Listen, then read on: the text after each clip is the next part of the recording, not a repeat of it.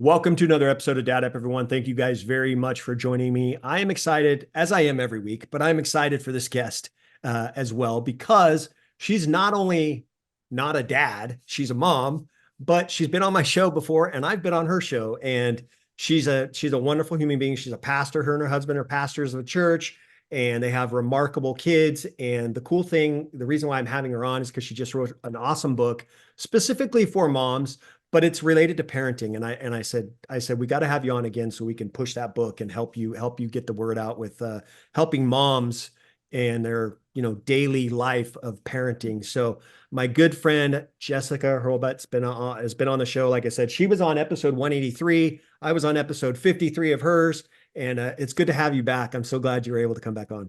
I feel honored because I know you don't have very many moms or women on your show, and I've gone twice, so I'm feeling extra special today, Yeah, Bryan. yeah. So I've had a very small handful of moms on my show. I've had my wife, a couple of different authors, obviously you, a couple of Yeah. social media moms, but I've had my two, no, excuse me, my one of my sister-in-laws on the show, and I did a Mother's Day episode last year with three moms. Two were my wife's childhood friends and my sister-in-law. And the reason I had them on is because they were all single moms, all three of them. Wow. And I wanted to do a special Mother's Day for single moms and talk about, their struggles and the things that they've That's gone through and awesome. how they're stepping up, not only as a mom, but feeling kind of trying to fill that dad role too in the house, Hmm. even though dad's still in the picture for all three of them, but he's not in the house, right? So I Right. wanted to have a really special episode with and so it was weird. I've never had three people on my show at once. I've had two, but I've never had three. And so it was a fun episode. But anyways, I'm really glad that you're on again, and it's always nice to talk to you. And I'm excited to one of these days get to meet you and Greg and the kids. Hmm. I mean, I can't imagine not doing that. You guys are in the way north of New York area. My wife and I have talked about going to Canada, and I actually have a couple of good friends of mine, like really good friends of mine that I've never met, all through social media and podcasting and all that stuff. They were on my board because I have a board of directors, Oh, right? There, wow. there are two guys that are on my board, and they're in Canada. And the crazy thing is they're right by you. Like they're literally like maybe an hour from the border to like Wow. the New York, Yeah. kind of in that area. So I'm like, that's crazy. If I were to go to up there to see them, we could pop in and say hi to you guys and meet you guys. Anyways, so that's just my old That's little awesome. sidebar. But really cool to have you on. Before we get started, for you listeners, for you viewers that are watching this, I'm not going to go back into a back history of Jessica. She's been on my show. If you don't know who she is, I trust me, you'll appreciate her even more if you watch episode 183 first and then come Hmm. back and watch this one, because you'll understand exactly who she is, exactly the type of person she is, and exactly the type of parents that her and her husband Greg are to their kids. And their kids are unique. So I encourage you to go back and watch episode 183 before you watch this one. But if you don't have Hmm. time, make sure you watch this one as well. So, anyways, you are you've got a lot going on. We talked about it before we jumped on the show. You've got a lot going on, and you've recently come up with a book, and it's out there, and it's in Target and all these stores, Barnes and Nobles and all that, which is remarkable. It's very hard. I'm sure you know this, but it's very Yeah. hard to get a book into a well-known brand store like Hmm. a Target or a Barnes and Nobles. It's Hmm. usually authors that are, well-known authors that Hmm. really are able to get their books in there. And you're a first-time author and you got your book in there. That is huge. So I want to I commend you for think that. what, That's awesome. thanks. I mean, I don't get all the glory. Honestly, I think one of the reasons why a publisher took a chance on me is that there is very little. So I have two kids with autism, with severe autism, five kids in total. But there is very little, especially in the Christian publishing space, about autism at all.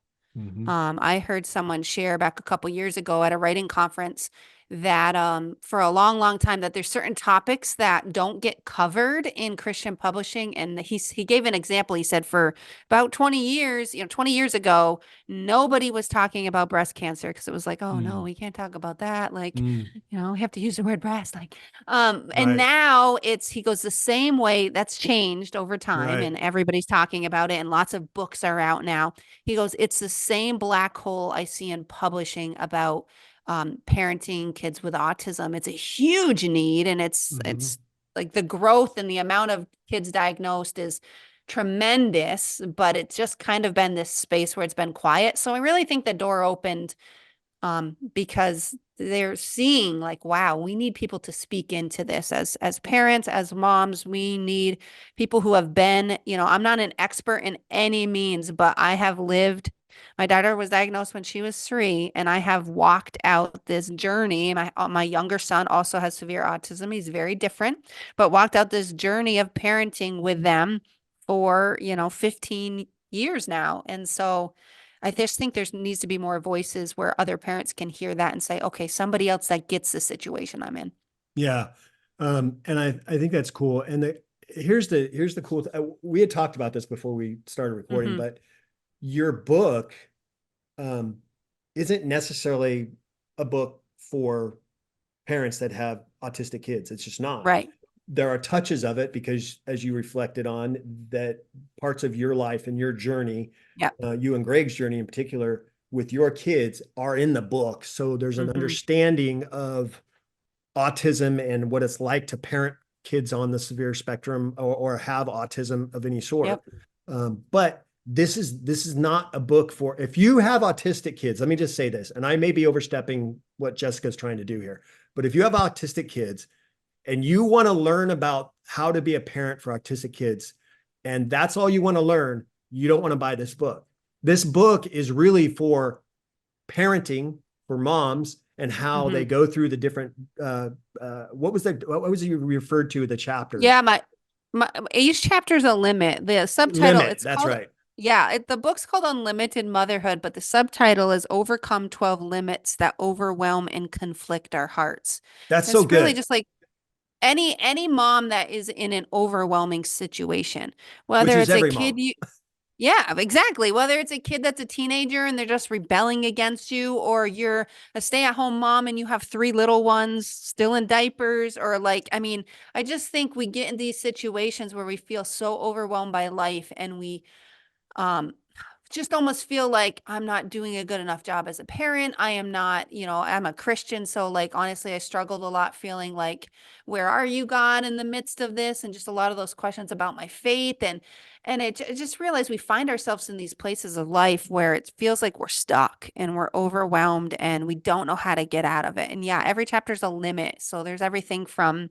distractions to fear to finances to exhaustion, like all of the things we face as parents. But how can we overcome those things? How can we move past that and not feel that we're stuck where we're at and just settle for life as it is? I really believe, God has more for us as parents and more for our family. Hmm, that's really good. And I love that. So my whole point is that, listen, if you're trying to learn a lot more about Hmm. how to raise autistic kids, this is not the book that Right. you want to get. However, if you want to learn about those limits that you face as a parent, and I don't care if you're a mom or a dad, because she's Right. directing this towards moms, and the book does reflect the title of moms, but it's for parents. And the same thing Hmm. with my podcast. My podcast says Dad Up, but I have moms on my show Yeah. too because it's It's still funny a that yep. It's funny you say that, Bryan, because the book's only been out. It's not even, well, it was a week yesterday. oh, So crazy. congratulations. But I already know of 3 husbands reading their wife's Exactly. copy, Exactly. which And I the funny just thing think is is, hilarious. yeah, the But funny thing is, it's because it's written exactly what you said. Same thing with your podcast. It's written to parents, right? Like right. it just happens to be I'm the mom, right? Right. So the funny thing is, when I came out this podcast, it was just going to be a dad podcast because I don't know if you've ever noticed my tagline. It's for dads about dads being dads. You can see it right there. Yes. For dads about dads being dads. But it's like morphed into this bigger calling to help Hmm. parents. And my following or my audience for my podcast, I got almost 1 million downloads. My audience for my podcast is 60% dads and then 40% moms. Wow, that's So crazy. I'm almost split, which is remarkable. I That's love it. really And amazing. because I have that kind of, split, Mhm. that's why I've had moms on my show. I've had my wife on my show. I've had my sister-in-law on my show. I've had other moms on my show, single moms. I've had Mhm. authors. I've had high profile moms on my show. It's just a vast majority Wow. of moms, but I've had a lot of moms on my show. And so, yes, my show is mainly for dads, but it dives into the realm of parenting, because even Yeah, if you that's listen so to my good. show with a dad, you're going to hear parenting ideas and parenting Right. struggles and parenting journeys that dad's going through, that you can go, well, that's not a man's journey. That's a parenting journey. So Yep. moms can listen to my episode. That's why I have that following. But for you, as I was saying earlier, this is not a book to help parents with autistic kids. This is a book to help parents, period. Mhm. And And so, honestly, one of the things, yeah, just a thought about that, because one of the reasons why me and my husband have a podcast too is called The Full Spectrum Parent. mhm, The reason why we started that, and honestly, this is the same reason why I wrote this book. When my daughter was diagnosed at 3, I could find everything under the moon about neuroscience, about gut health, about like there was all of these things, these medical things about autism, and that's great. That's wonderful and whatever. But if your child gets diagnosed, what I really needed mhm, was that information was helpful, but at the end of the day, what I needed was somebody to relate to, someone that I could say, oh, they get it. Oh my goodness, that mhm, happened to them too. And sometimes I didn't even need the answers. Sometimes I just needed to know I was not alone in this parenting journey. mhm, And I think, we discredit that. Sometimes I think we're always looking for like, what's the quick fixes? What's the solution? Of course, those are great when we find them, we should share them. But I think a lot of times it's like you said, people are connecting and listening or reading this stuff because they want to relate. They want to know somebody's had the same mhm, struggles with their kids that they have and say, oh mhm. my goodness, they've got on the other side of that. Or, oh my goodness, they understand me.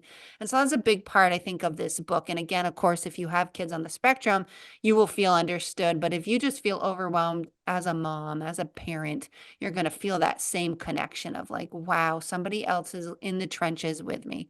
Right. And that was the main point of my show. When Yeah. I first started, um, it was like, okay, how do I want to set this episode of this show up, and what's the Hmm. point of it? And the point is, I went through this parenting journey. My wife and I raised two awesome kids, right? And now it seems like they're grown and out of the house, and a whole different world is Hmm. happening, or a whole different chapter of my life. Now I'm an empty nester. Now I have two boys that don't really need me to be by their side the whole time. They just ask me for questions. They ask me if they have questions about adult stuff. That's all they do Right. now. And it's like, okay, well, I need to do an episode or a show for dads. That's how it started, for dads, on basically my journey and other dads' journeys, Hmm. and they had to be successful in what they were doing. They couldn't be like a bum on the street being a dad. I had to be successful, right? But they also had to be, and the reason I did that is because I wanted to show that you can be a successful Hmm. career person, but also be a successful parent, because Right. I've done it and I've seen many other people do it. You guys are doing it. I mean, you guys are killing it when it comes to that. But yeah, that's so that I'm like, okay, I need to do something where I Hmm. can say there's a struggling dad out there that needs to hear and I have dads all the time, Jessica, that reach out to me and go, I came across your podcast and I don't listen to any other now. Like, it's like I Wow. have people that do that for me. Like, I've met people on the street and go, are you Bryan? Are you the dad up guy? I've literally had that, and it blows I had somebody see my license plate, it said dad up, and at a restaurant, and they sent me a message on Oh, Instagram and go, were you at this restaurant? And I go, I'm always cautious, right? I'm like, why? And they said, oh, I live in the same town. I saw the car and I thought that's that so had to be funny. you. My name's blah, blah, blah. So then I felt comfortable. I'm like, yeah, that was me. And I've had him on my show since, but, it's really cool when I come Wow. across that. But anyways, enough about me. I just wanted to say that what you're doing with this book is remarkable for parents. I think it's needed. There's a range of parenting books out there. Hmm. But this is a little different because this really dives, like you said, gets into the trenches of the struggles and Right. the issues And that I we think live. one of the things that makes it different too is sometimes parenting books are like how to, like how to train up your Right. child, how to discipline your child. Right. This book is different. Somebody described it better than even I could. She said, I kept thinking, this isn't a motherhood book. This isn't a motherhood book. And then she goes, then I realized, oh no, you didn't write this. This book isn't about being a mother per se. It's about, you wrote this book for moms. Right. See, there's a difference, right? Like, and not that that's bad, but like just kind of clarifying, like, you wrote this for the mom in the trenches that's feeling all of these feelings and struggling in all of these ways. So it's not necessarily like how to make your kids successful. It's like, you're seen, you're heard, and then how do I come out of these places, the pit I'm in or this overwhelmed sense I'm feeling like. So it's more about the parent, about the mom than it is even about the child. Although I share many stories about my kids and our struggles and all that kind of stuff. But I think it's important sometimes because I think, and this is true in parenting in general as a father too, but even more so as a mom, people place their identity in being a mom and they lose their self when that season ends. Mm-hmm. And I think that it's sad to me, honestly. And I mean, obviously, being a mom, most important job I will ever do, Mm-hmm. apart from writing, ministry, all of the things. But I see so much where people just they don't know what to do with themselves when the season Mm-hmm. ends, or they just everything their whole like self, so when your kids struggle, my self-esteem goes down the tubes because I feel like I'm failing as a Right. parent because I've put my whole identity in this one role, and if my kids struggle, therefore I must be doing something wrong. And that's just not always the case. Of course, Correct. there's things we can change about ourselves, but sometimes we just are given hard situations. My two kids on the spectrum, I mean, my oldest son is 16. His name is Jeremiah. He just got his permit. He just had his birthday like a couple days ago. A little Oh, cool. scary. Get off the roads. I was But gonna say, get off no, the sidewalks. yeah, he's doing good though. But I mean, he's one of those, I call him like a poster child. I don't say that to his face, but he's just such a good kid. He's so bright. He's so smart. He's just wants to do the right thing. He's just disciplined. He does great in school. He's just caring. Like, and if he was the only kid I had, I would have convinced myself that I am the perfect parent and I Right. did it all right. But I have four other children with all kinds of struggles. We've adopted two. They're not on the spectrum, but they have different struggles also, attention and ADHD. And I could beat myself up and look at every one of my children and say, oh, they're struggling in this way or they're struggling in that way, and think that I'm failing as a parent, but that's not true.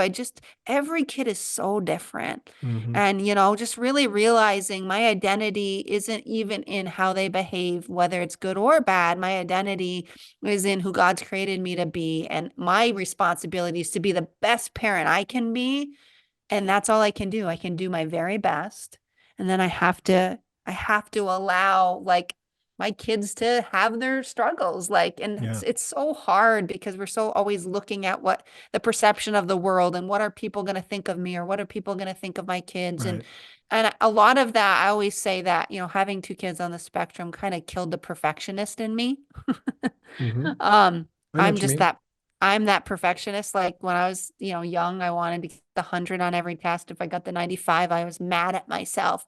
But there's something good and humbling about that process of where I don't have to care so much about what people think about me or my kids, that Mm-hmm. I know I am doing the best job I can with the circumstances that I've been dealt with. And I think it's important for people that are listening to today even to hear that, to not beat yourself up in that Mm-hmm. way. I like to say one thing when it comes to that, and that is give yourself some grace because Exactly. we are not perfect in any way. I mean, God created us in a perfect vision. He created us, but we are Flawed. sinful. Yeah, we are Yep. seriously flawed. And that's okay. And you have to understand that that's okay. There are going to be things that we do as parents. And I think about this all the time, especially with my own two boys. Now, listen, my boys are, they're healthy. They were born, my older son was 6.5 weeks premature. He was on a ventilator for 2.5 weeks. Like Mm, he was very, very, he was big because my wife is a type 1 diabetic. He was big when he was born, but he was small and his lungs were underdeveloped and he had one collapsed lung and the other one was underdeveloped. So there was a lot of struggles he had to face the first few weeks, first month, even the first year of his life. And now I look at him and he's 25 years old and he's 6'3" and he's perfectly healthy and he makes a good living and he's just a really good human being. Don't get me wrong, he's got his flaws and I'm okay with that as long as he understands that, hey, if I mess up, I have to own it and I have to accept it and I have to be Right. able to That figure out responsibility. how to Yep. move on. My younger son is like, and my older son's very, I don't want to say into himself, but my older son is very committed to making himself a better person all around, physically, emotionally, spiritually, all those areas he folks like he doesn't even want to have a relationship with anybody. Like he wants to focus on himself first and then get that kind of lined up before he starts seeking into having a family. My younger son's different. My younger son's, Right. he goes after caring about other people. He's worried about everybody else. He's worried about, if he upset you, he wants to help you understand that he didn't mean it. He's like that kind of caring kid. And so my point is they're very, very different. They're both super healthy. They're both 6'3". They're both great kids. And they're just different. They're just different boys. And as a parent, I struggled with making mistakes with them. And when I made mistakes with them, I felt so bad and so guilty that I messed up or that I let them down. Right. And sometimes that's going to happen. And you just have to realize I have to give myself some grace. And then I have to help myself out of that feeling of a failure because, as I said in the beginning, we're not perfect. And Yep. there's only one manual on parenting, and it's the Bible. And if you haven't read it, then you don't know what you're doing as a parent. You won't understand what Yeah. you're doing as a parent until you dive into that and then start applying those principles in the Bible Right. to parenting. So yeah, I think it's really good. And I'm glad that you touched on your kids because I do want to ask you this. And it's something that I've kind of gone through in my journey of, as I told you, writing my own book, is just some of the things that I've learned, not only about myself in writing the book, but learned like it's amazing. I've done, almost 300 episodes, and it's amazing to me that I learn from people, people that I interview. I get ideas from people and I go, wow, I wish I had implemented that as a parent. I didn't even realize that happened, or I didn't even realize I could do that. So when I started writing the book, it was like, I'm writing about something that I don't implement in my own life. And I need to, and I understand it. And I'm talking like I know what I'm doing because I do, but it's little things that I'm not implementing yet in my own life. I'm like, Yep. I got to fix that. I've got to implement that. That's great. That's a good idea. Why did I write that down, but not implementing it? Those kind of things. So my question to you is, you've written the book, it's out there. While you were writing the book, and you said it was a long journey, but while you were writing the book, did you come across those same instances where you're like, I'm Yeah. writing about this topic and I'm like, wow, it's an eye opener for me, and Right. I'm the one writing Yep. it. Yeah, I think one of the things I learned is like, I mean, we know this in theory, but we're all in process. Right. So I know I'm gonna look back a couple years from now, say 5 years from now, and I'm gonna read parts of my book and be like, I can't believe I said that. Right. Right. Like, not that it's bad, but I will have grown 5 years from then. And so, like you said, we're never going to arrive. We have to give ourselves grace, but also realizing it's like God's revealing truths to us. And like you said, sometimes the truth is here in our head, Mm-hmm. but we haven't really put it because you can't really implement it until it gets into your heart. And one of Mm. the things I realized is like, the Bible talks about like the Holy Spirit leads us into truth. And I always thought that was a weird analogy. Why doesn't it say like he teaches us truth or he reveals truth? But it says he leads us into it. And I think it's because truth can only be experienced. Like Mm. I might know the principle that it's more blessed to give than to receive. Like I might know that here. Mm-hmm. But until I actually try it, I do it, I experience the joy from that giving. I then know it in my heart, right? Like the truth has become tangible to me. It's just not a thought. Like you said, you can go through the Bible or even the book of Proverbs and get all these wise thoughts and tips and ways we can parent better. And they're awesome. We want to do that. But it's not enough to just have it in our minds. Like it Mm. has to be something that it's what you're saying, Bryan. Like you realized I haven't worked all these out. Like I know this tip. I'm writing about it right now, but I'm not using it right now. And sometimes I think it's because we haven't fully experienced like that truth. And it's like God is leading us, but that requires action on our part. And so I think 5 years from now, I'm going to look at this book and think, I can't believe I thought that, or I can't believe I wrote that, or I can't believe, and not that the things would be completely like wrong, but you have a greater revelation of how to be a mom, how to be a parent. We're all works in process. And that's why I love books. That's why I love podcasts, because you get that glimmer of someone's journey and be like, oh, like you said, so many things you've learned from interviewing people, but there's also things we're learning as we go because we're Hmm. experiencing them ourselves. We don't just know them in our head, but we're walking it out. And that's what really changes us, right? It's the Mm. walking out part.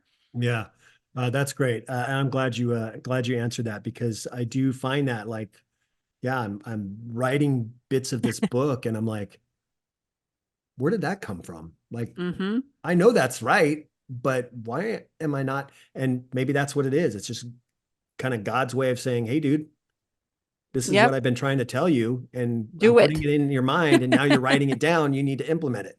Okay, Yep. boss, I got you. That kind of thing. Exactly. Um, I do want to ask you also, what there's got to be of all your chapters, there's got to be one that you Mm-hmm. really enjoyed or was one of your favorites. Sure. I'm not asking you to dive into that chapter because Yeah. I want people to get the book, but can you talk about what that chapter was and, Sure. and kind of the premise behind it and why was it so good, important to you? Yeah.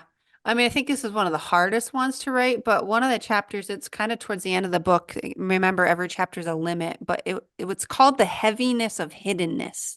Hmm.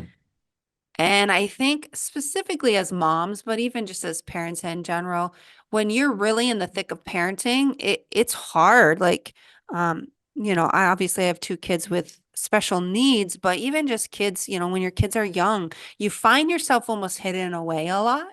When maybe you had, whether you used to work full time and then you have to work part time, or you become a stay at home parent, or whatever it is, your life kind of becomes smaller in a sense because you're Hmm. caring for a house, you're caring for children, and Hmm. I just feel like I haven't really heard anybody ever really talk about it. Hmm. And it almost feels like, I don't know if I would say wrong, but I really struggled. I mean, I was in extreme situation, but there were 8 years where when my daughter was diagnosed at 3, I had 8 years where and people think it's an exaggeration, but I could not leave my house. We couldn't do family vacations. I couldn't work. Nobody could care for her as far as daycare or Yeah, I even like remember a you talking friend. about that the first episode. So in that season, I feel like God taught me so much, but I think a lot of people relate to that. They might not have had this extreme, like, I can't take my daughter in public because she has meltdowns all the time. But this feeling of like, man, I feel just so like nobody sees me, and maybe, nobody knows the sacrifices I'm making or the things that I'm doing. But I mean, I really reiterate a lot in that chapter. Like the Bible talks about this, we all know that the book of life is in, it talks about the book of life and names who have accepted Jesus are in this book of life. But there's another book that isn't very much talked about that's in heaven one day. It's called the book of remembrance. Hmm. And I really believe that all of those selfless acts, those times when you're taking care of your kids, whether they have special needs or they're just typical kids and they're little, and you're just feeling like every day you're kind of giving yourself away and you're dying to yourself and maybe the things you wanted to do and just kind of feeling hidden away, that every single one of those acts are recorded in that book of remembrance. Because, right, the Bible says, whatever you do to the least of these, you do unto me. So it's not just that you're Hmm. taking care of your kids, you're actually taking care of Jesus. You're Hmm. feeding Jesus, you're dressing Jesus, you're giving him a drink of water, you're tending to his needs. And I think that it's going to be credited to our account. Not that we do anything to get to heaven, but I believe there are going to be people, moms and parents and single parents, that are going to be so honored one day because they're going to open up this book and they're going to share all the things that nobody knew that they did, the sacrifices they made behind closed doors, and things are going to be made right because you'd think those people should be honored now. Well, they're not. And there's a pain in your own heart when you know the sacrifices that you're making and it seems like nobody cares or notices. It's not like we all need awards, but there is a pain in that when you feel like this life is so hard. I've laid down so much. I love my kids, but man, it just feels like a thankless job sometimes. Well, Mhm. there is going to be a day where you're going to be honored. And I just, yeah, that chapter is just, it was one of the hardest chapters for me to write because it touched on my circumstances so much. But I really think it's something that I don't see talked about or written about to moms. And it really has resonated with the moms that have already read it. So, Yeah. That's really neat. Um, yeah, I mean, parenting is, it can be that thankless job. yeah. I think when you become appreciated as a parent, there's a couple of factors that play into that. Number one is, how did you raise your kids, right? Hmm. If you, I've seen this happen. I mean, I've seen kids that are just going down a dark road because their parents just don't care. Their parents just don't want to implement them into Yep. their life. Like they just let them do whatever, and they struggle. So they find those outside sources to be kind of their family, right? And Yep. so you have kids like that. And then there's the flip side where you have kids that want to be loved by their parents and kids that want to love their parents, but their parents are so self-consumed in other things, whether it's Hmm. business, whether it's Yep. entrepreneur, like they run a business, whether it's drugs or alcohol, whether it's going out clubbing all the time, Hmm. so there's those types of scenarios, right? But then you get the third mix, and those are the parents that are loving and caring and nourishing and doing everything right that they should be doing as a parent. And the child becomes really bonded to them and they grow that bond and that strength. And that's how me and my boys are. And I know that's how you are with your Hmm. kids. But those situations, or that situation right there, is where I think the appreciation starts to happen. The thanking Yep. starts to happen from not only our Heavenly Father, but also when our kids get older and they understand Right. how they were raised and they understand the struggles that we faced as parents and children, but also the love that we always had together. And there are things where my kids go, Dad, thank you for doing that. Dad, thank you Yeah. for, and I think it's a those good, are I awesome. think, right. I think it's a good point to make, though. A lot of times when you're in the thick of it and they're younger, they're not as thankful. Mm-hmm. It's like in hindsight, right? Mm-hmm. Whether it's when they have their own kids or they're older and they're just more aware, right? Right. Like, wow, look at all the sacrifices my dad made for me, or look at how he showed up to my games, or you just start to see the lives of other people. One of the things I think too is like our kids start, when they grow up, they start to see other family dynamics and they start to Mm-hmm. see other situations and they realize, wow, what I thought was like, I thought I had it bad because I got punished for this when really like I could have had a parent over here that was completely absent, and you Right. just start to see the big picture. That's when the gratitude and the thanks comes back. But sometimes when you're in the middle of it, right? It feels very thankless, right? But Yeah. that's such a good point. It really, it's in hindsight. It's the same thing. Me and my husband were youth pastors for 11 years. And we always said, this is a thankless job. You Right. got the parents complaining about something, and, you're Yeah. dealing with a troubled kid, and you're just feeling like the ones that you're pouring your life into, they just like, oh, they don't say thanks, right? See you later. Like, but years, it's always been the years later when they're in their 20s, when they have their own kids, run into them somewhere and they're like, oh my goodness, thank you for all those Yeah. years you poured into me when I was that, Yeah, I think teenager. you talk about, youth pastor and how that is kind of that thankless job. I've never been a pastor, but I've coached for over 20 years. I've Hmm. coached thousands and thousands of Same kids. So I was idea. essentially a youth pastor, right? I was In going to say you sports. were a pastor Right, in sports. And in disguise. it is like 90% of the Hmm. families, it is a thankless job. They want to scream at you why a little Billy's not getting the playing time. They want to Yep. scream at you why you sat Billy during this quarter or this Yep. inning. But They they want don't to think about the hours of time that you have exactly. invested, that you've been to every practice, planning, all, like, you know what I mean? They don't think the way you're laying down, Right. your own schedule to do I this. do lay, when I was coaching, I did lay firm rules and they weren't always followed. In the very beginning, I said, look, you're a parent and your job is to cheer, not coach. If you're going to sit in the stands and you're going to cheer, go for it. But if you're going to sit in the stands and tell little Billy what he should be doing when I told him Mm-hmm. something different, then you need to get over here and sit on the bench with me and volunteer Yep. your time. That's good. So, but yeah, there was always those, the 10% of the parents that went, you know what? Thank you for coaching my kid. It was awesome. We Yep. had such a great experience. Here's a gift card or here's for all your time and effort that you put into Yeah. this. So you get that side of it. When you get to heaven, when you go upstairs and you're sitting in front of God and you say, hey, I think I did everything I could do as a human being to be a good human being, to follow you and to raise the kids that Mm-hmm. you loaned me, to Right. raise It's the kids good. that you loaned me. I think I did a pretty good job. And he's going to look at you and say, yay or nay. Mm-hmm. And he's going to say, if he says nay, he's going to say, here's what you should have done better. You're accepted into my kingdom, but here's what you should have done better. And here's what we're going to work on. And if he says good, then yeah, I mean, that's what you want, right? Mm-hmm. You want to go upstairs and go, I did what I was supposed to do for you. I did Yep. what I would think you would expect me to do. And that's what I see happening. I want to be able to lay on my deathbed before I meet my Heavenly Father and look at my family and go, I have no regrets. I have Yeah. zero I know. regrets. Talk about having That's peace, right? Yeah, that's my mission. My mission isn't to leave a major company for my kids to have when they Mm-hmm. are wanting to start a career.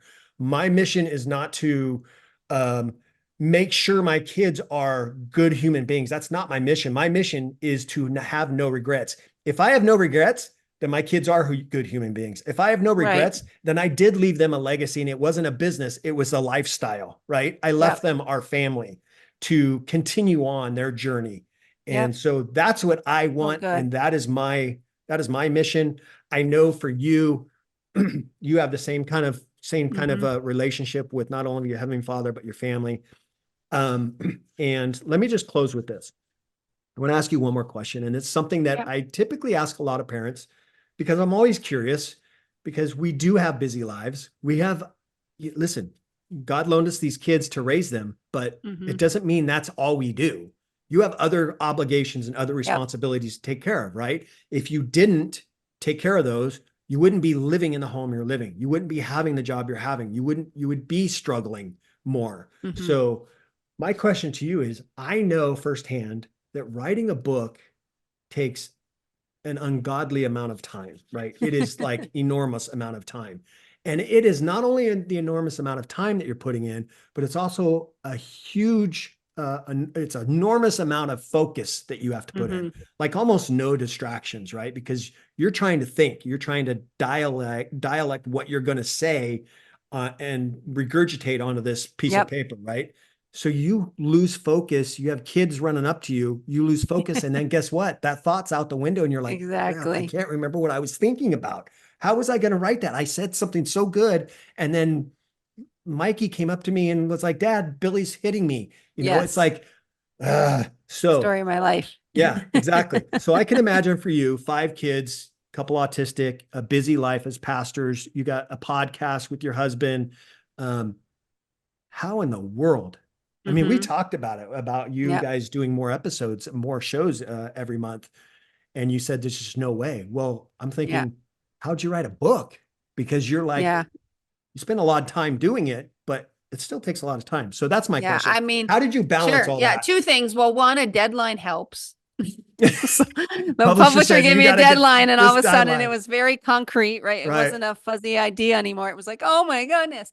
But from the get-go, I was like, I know God wants me to do this, but I don't want it to be this stress, because if it's something God has for me, then he's got to help me. You know what I mean? Like he's got to give me that grace and that even discipline. And so I really did, I knew it was 50 to 60,000 words. So I just divided that up. And then I had certain days. So I work part-time at our church. Mm-hmm. So I had certain days a week that were my writing days. So I divided it up between 6 months and went through my calendar every single writing day that I had, because sometimes there's a holiday, sometimes there's the kids are home from school. And so I knew exactly how many writing days I had. And Mm. I just made a resolution to myself. I am going to write, it was like, I can't remember the exact amount, but 500 to 600 words each one of these writing days. Mm. And I have to do it, because if I don't do it, even if they're not good words, I'm going to write 500 to 600 words, because then at the end, I will have had written the entire book. Now, it's not going to be perfect. It's not going to be, beautiful, because you have 6 more months to edit when you're Right. traditionally published. So Right. I just made that commitment that that was my goal for each writing day that I had. And then I cannot write in my house at all. Everybody's different. Hmm. But not just even if my kids are home. I thought, well, I'll write when they're in school. No, because I'm looking at the dirty dishes, and I'm looking at the laundry, and I'm looking at the dog has to go out. And then, it's just, it never ends. And then the toys on the floor. And I'm like a very kind of OCD person.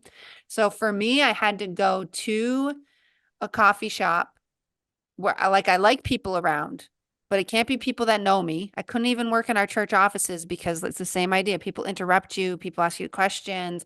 I like to be around people. I can zone in even if people are around, but I cannot be interrupted. I have to get in a zone Exactly. so I can do this. And so it might take me a few hours to write 500 words. It could take me more than that. But once they're done, then I'm done. That writing Got day it. is done. And maybe I have a little bit of steam, and I've got, I'm in the middle of a story and I'm writing and I got a good thought. I might keep going, but I don't push it too much. And I just stuck to that. Like, I'm pretty disciplined. I'm pretty good at, like, it's same thing with running, right? You got to do the 8 miles or whatever, Bryan. Like, you're like, sometimes you don't want to do it, but you got to do it, right? So you Hmm. figure out when you're going to do it best that day, what time of day, whatever. And then I just stuck, I got to get these 500 words done. So I was able to, I finished a week before it was due. I Mm. gave myself some grace too. I put in margin there, because it's like you get sick, kids get sick. Like, Hmm. life just happens. The school says, hey, we decided to give an extra snow day. We have snow days here in New York. We didn't use it, so we're going to give it back to you. The kids are home. So gave myself that margin of grace. And I had a week of like, wow, I'm done. So I actually sent it in early, and the publisher said, we never have anyone send a manuscript in early. They said I think they told me something like 80% of writers don't get their manuscript in by the deadline. 80%. And these are like traditional Yeah.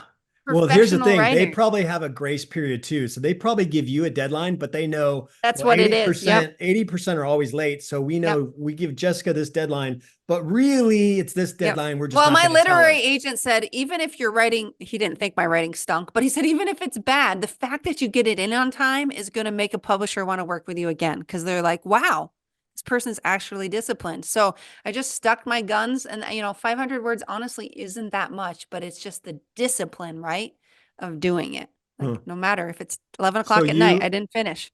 disciplined. I mean, yeah, it's the same thing with my running. It's like, Yeah, I it really is the know same principle. my coach has put a structure in place, and I Yeah, feel like, and this is you why just I got to have to, do it. this is what I've told my wife. Like, she's like, you know how running, you know how to structure a training plan for your marathons and stuff. Why don't you just do it? And I said, because I'm not disciplined enough to force myself to do it. I'll find Right. excuses. And there are things in my life that I'm disciplined enough where if I put my mind to it, I'll do it. But when it comes to running at 4 o'clock in the morning, I know. that ain't gonna I happen. get It's it. gonna be like, Yep. I'm too comfy right now. I'll do it some other day. Or today's just not a good day. I'll do it tomorrow. That kind Yep. of thing. But if I have a coach who gives me a plan and says, this day you need to do this day you need to do this Yep. day you need to do this. If I don't do it, then it's like disappointing your parents, right? Mm-hmm. Crap, I let dad down. I cannot let dad down. I've got to make sure I do this. Well, that's how I am with running. Exactly. So yesterday was an 8 mile day. I had to do it at 4 o'clock in the morning. I did not get up. I was undisciplined, did not get up. It was too cold, whatever the excuse was. And I thought, crap, I hate running at night, but I have to do it. I have Right. to do it. And I got home. Accountability is huge too, Yeah, right? I got You're home from accountable the to someone. You got to Yep, tell them, I didn't do exactly. And any of the that's what I told runs my this wife. I week. That's have to be embarrassing. accountable. I have to Yep. be accountable to him. So Yep. yeah, I got home from the office last night and I told my wife, I said, I know, but you know. And she said, I know, go do your thing. And so Go. I was gone for an hour and a half out on my 8 miles, right? Yep. So it is what it is. Same thing with parenting. I mean, that happens in parenting all the time. Listen, we have to provide structure for our kids, Mm-hmm. but we also have to be willing to have some grace in there where there's going to be interruptions. There's going to be things that get in the way. The kids are going to be sick. The dog's going to get sick, whatever the case may be. And you Yep. have to, what I like to say in the Marine Corps, you have to improvise, adapt, and overcome. So you have to be able to make those adjustments where you, as a disciplined writer, you found those adjustments you had to make Mm-hmm. and you put them in place and then you stuck to them. And that's good. That's a good tip for me and how I'm finishing my book. It's Yep. like I know there's certain areas where I can write and where I can't. I can't do it at home. I just can't. Yeah. There's I too many can't either. distractions. I like Legos and I have Legos on my dining room table and I like playing with them. If I start writing my book right there, I'm going to get distracted and go right over to my Legos. Right. So Exactly. I can't do that. Well, very, very cool. I really appreciate you sharing all that great information, not only about your book, but how your life's going so far with your kids and your family and all that. It's awesome. So good to speak with you. But I want to give you an opportunity, before we close here, um, tell everybody where best places they can Mhm. find you, and Sure. obviously where they can get your book and Yep. Sure. how that goes. So yeah, best place to find me is just jessicahurlbut.com, and that's spelled just like you say it, Hurlbut. You can find my book on there, our podcast, a link to Full Spectrum Parents on there. I write a blog that's also on there. Information about the adoption run me and my husband started. If you like running, you might if you're listening to Bryan, or you might think he's crazy every time he talks about running. But that's on there too. And yeah, my book's available, Unlimited Motherhood. It's available anywhere books are sold. You can get it from my website, but it's available on Amazon, Barnes and Noble, Target, Walmart, all those places. So yeah, thanks. Yeah, awesome. And then your podcast as well. Yeah, that's on my website, Full Spectrum Parent. You Okay. can find it right Yeah, there, but it's also available anywhere there's a podcast. So, iTunes, any of that, Stitcher. Yep. cool. Well, Jessica, thank you again for being on. I'm looking forward to, like I said the last time, always continuing the friendship. I'm excited to get an opportunity to meet Greg and your kids one of Yep. these days. That's going to be really neat. But yeah, you got a remarkable family and you're doing great things in your life, and God's looking down, smiling on you guys. So keep Thanks, up the Bryan. good work, and I'm very, very proud of what you've kind of transitioned into, not only as a pastor, but as a mom and now an author. So that's awesome. Listen, guys, if you have not yet checked out my first episode with Jessica, please make sure you go back and do that. It's number 183. Go back and do that and then watch this one. But if you saw this whole episode, that's fine. That's great. Make sure you look up Jessica on Instagram. Her social media is there. She is very responsive on her Instagram or social media. If you have a question about the Hmm. book, if you have a question about parenting, you can obviously reach out to me, but I would say you could reach out to Jessica too. She will answer you personally. She's very responsive in that way. So please make sure you do that. Make sure you pick up her book. I'm already going to pick it up. I know even for me as a parent, I'm not a mom, but it's going to help me as a parent. And I have two grown kids. I don't need a parent anymore, but I sort of do. Right. So my wife will definitely read it. And I have relatives, as I told her, I have relatives that'll definitely read the book. So it's so great. You guys definitely need to check it out. Go pick it up. And then obviously check out their podcast. Their podcast is remarkable. I've been on it. Like I said, it was what, 53. Episode 53. Yep. Episode 53, I was on their show. And it's just a really, really cool podcast. And it was on Father's Day, I believe. So very awesome. Make sure you guys do that for her. And then as always, if you have not yet subscribed to my show, please make sure you do that so you don't miss any of the episodes with guests or any of my parenting pep talks that I have, which is just me and you. So make sure you do that. And as always, leave me a review, leave me a rating. Let me know what you think of the show. If there's things you want to see on the show, if there's things you want me to change on the show, let me know. I do answer my DMs unless they're weird ones. I do answer my DMs. So make sure you reach out to me and I'll do what I can to help you out and do what I can to make the show better for you. And as always, I look forward to seeing you all in the next episode of Dad Up.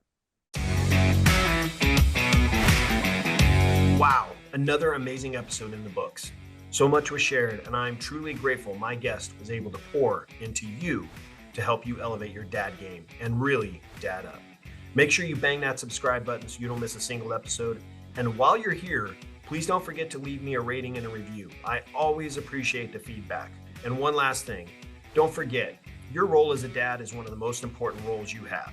So if you need a little help or have questions, don't hesitate to reach out to me on my website at daduptribe.com or at my Instagram page at daduppodcast. Until next time, everyone, dad up.